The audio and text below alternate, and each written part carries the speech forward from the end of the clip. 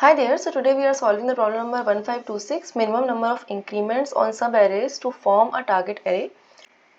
So we are given a target array 1, 2, 3, 2, 1 in this example, and we have to form this target array with the help of a given initial array of the same length which is having all elements as 0. Okay, so initially our elements are this 0, 0, 0, 0, 0. So in one operation we can increment all elements of a subarray by 1. Okay, and we have to find out how many minimum number of operations we need to do.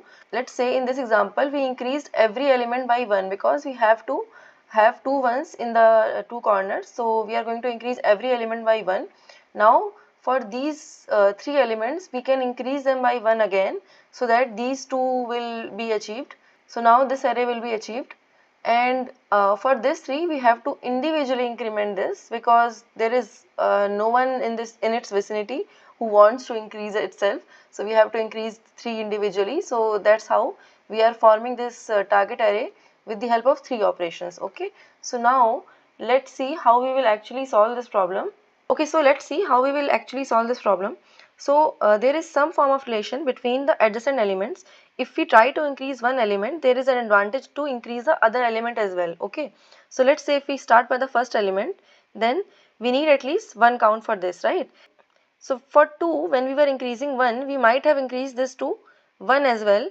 So we only need one more count to increase it to 2. Okay, so for 3 again, we might have increased it to 2 at least. So it might have been 2 to here, and for 3 we can only increase it by 1 to make it the target element. Okay, for 2 here we know that the previous element is 3, and we might have increased it to 2 when we were increasing it to 3, right? So we don't need to increase it.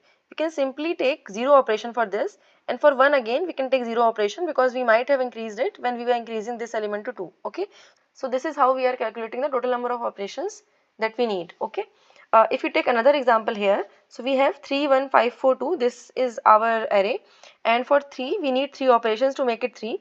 So for 1 we might have increased it to 1 when we were increasing this 3 by taking it as a sub array, so we don't need any operations here.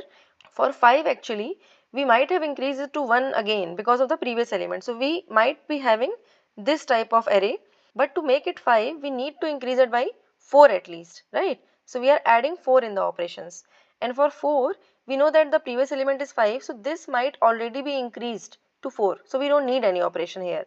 For 2 again we don't need any operation because this might be increased. So all in all total here we are getting 7 operations, and this is how we are calculating it. So let's see the code for this. So we can start by taking the number of operations as 0 initially, and the previous element we can take 0.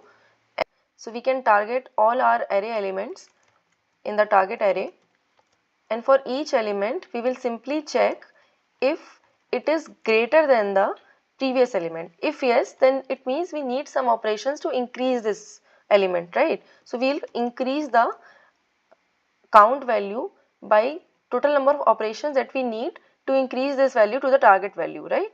So we will increase this by num minus previous. Otherwise we don't need to do anything because we know that the element might be increased because of the previous element. Okay, and we will update the previous element in each iteration, and at the end we will simply return our count value. And yeah, okay, so let's try to submit this. So the time complexity for this solution is going to be order of n because we are simply traversing the array one time and we are able to get the total number of operations in one go. So order of n for time complexity, and order of 1 for space complexity because we are not using any additional extra space for this. Okay, so yeah, I think that was all for this video. Thank you for watching. I'll see you next one. Bye bye.